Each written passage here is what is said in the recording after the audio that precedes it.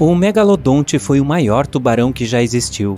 Não só isso, é um dos maiores peixes e o maior predador da história da Terra. Mais de 3 vezes maior que o maior tubarão branco já registrado. As fêmeas encontradas também tinham cerca de 2 vezes o tamanho dos machos. O megalodonte poderia engolir um carro pequeno sem sequer tocar em seus dentes, se existissem carros na época. Na verdade, o Meg era tão grande e poderoso que não tinha predadores naturais. Era o rei dos mares, sem coroa, nadando livremente de oceano em oceano. Essa criatura cosmopolita foi encontrada em todo o mundo, das Américas à Europa, Austrália e Japão, supondo que houvesse países naquela época. Fósseis de megalodonte foram encontrados em todos os continentes, exceto na Antártida. Todo mundo pula a Antártida. A ciência nos diz que esses gigantes foram extintos há mais de 3,6 milhões de anos, mas eles ainda poderiam estar vivos nas profundezas do oceano? O temível nome megalodonte vem de 2 palavras gregas, megas, que significa grande, e odonte, que significa dente. Combinadas, elas significam dente grande, e certamente ele faz jus ao seu nome. Apenas um de seus mordedores é do mesmo tamanho de uma cabeça humana. Ele tinha 276 dentes enormes no total, em 5 fileiras aterrorizantes. Em toda a história, apenas alguns gatos dentes de sabre e o Tiranossauro Rex tinham dentes consistentemente maiores. Bem, esse é um confronto a que eu gostaria de assistir. O megalodonte desapareceu há milhões de anos, deixando apenas seus dentes enormes para serem encontrados pelos arqueólogos modernos. Apenas cerca de 80% do oceano foi explorado, então quem sabe o que está à espreita no fundo? No entanto, se você conseguir descer até lá, é improvável que encontre um Meg. Esses tubarões, como nós, preferiam águas costeiras quentes. A vida no oceano profundo seria muito fria para eles, e a comida seria escassa. Seus corpos inteiros também teriam que evoluir para evitar serem esmagados pela enorme pressão da água lá embaixo. É improvável que eles ainda estejam por aí, mas não é impossível. Agora vamos à aparência do megalodonte. Os cientistas acreditam que não se parecia com um tubarão branco. O megalodonte pertence a uma família de peixes diferente e provavelmente se parecia com um tubarão-touro. Focinho achatado, olhos pequenos. Sua barbatana dorsal é movida para trás. O tubarão-touro tem 2 barbatanas dorsais do mesmo tamanho. A coloração é marrom claro com barriga branca.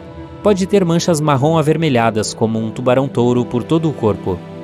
Sempre pensamos no megalodonte como algo assustador desde as primeiras descobertas de seus fósseis, o que ocorreu na época do Renascimento. Foram encontrados alguns dentes em rochas. No início se pensou que esses dentes eram as línguas de dragões ou cobras. E aqui está o primeiro desenho de como o dono desses dentes supostamente se parecia. Um focinho enorme com um nariz assustador e um monte de dentes afiados. O megalodonte é geralmente descrito como uma espécie de tubarão branco gigante, mas isso é apenas um mito.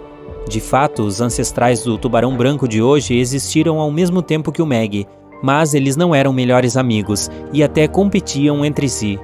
O tubarão branco caçava melhor, usando seu tamanho menor e agilidade para agarrar a presa do megalodonte rapidamente.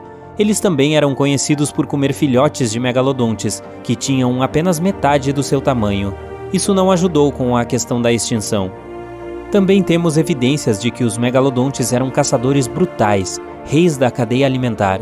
A primeira ferramenta de combate em seu arsenal era o ariete. O megalodonte era um nadador lento, mas tinha uma massa incrível. Embora lento, seu ariete tinha um poder tremendo. O megalodonte pegava sua presa de surpresa. Ele tinha apenas uma chance de atingi-la. Se perdesse, levaria muito tempo para realizar uma segunda rodada. A manobrabilidade do megalodonte era comparável à de um caminhão grande. Um tubarão branco não era páreo para um Meg adulto em uma luta cara a cara. No entanto, eles com certeza não tinham medo de roubar sua comida.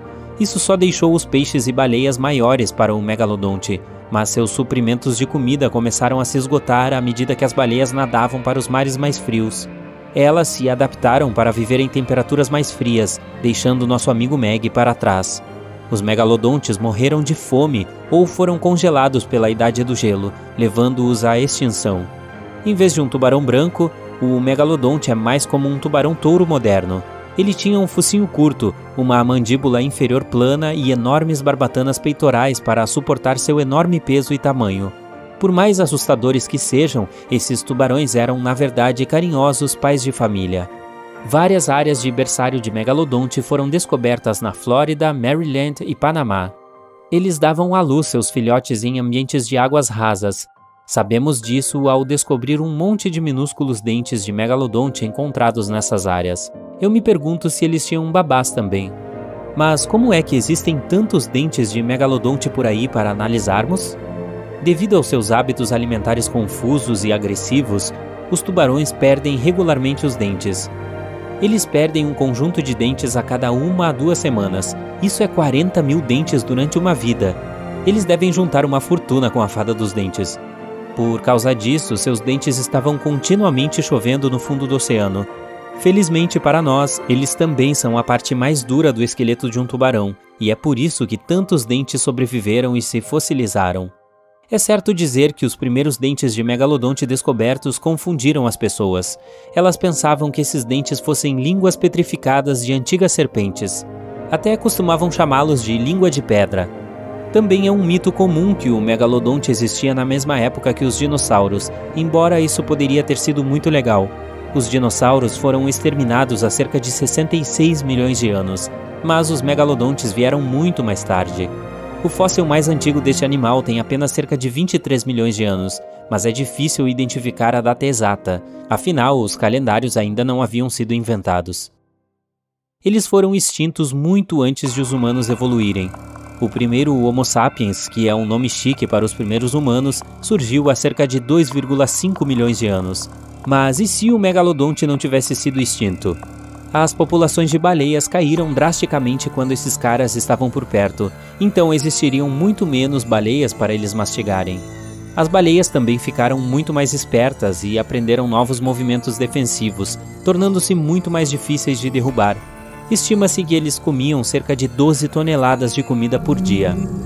O Kraken é uma lula colossal, um lendário monstro marinho, o maior pedaço de lula que você já viu. E se esse monstro existisse, o mundo teria mudado para além do reconhecimento. O Kraken tem tentáculos poderosos, músculos sólidos com ventosas nas pontas, é impossível escapar dele. O Kraken pode quebrar um navio ao meio ou simplesmente puxá-lo para as profundezas. Mas a pior coisa sobre ele é o seu tamanho.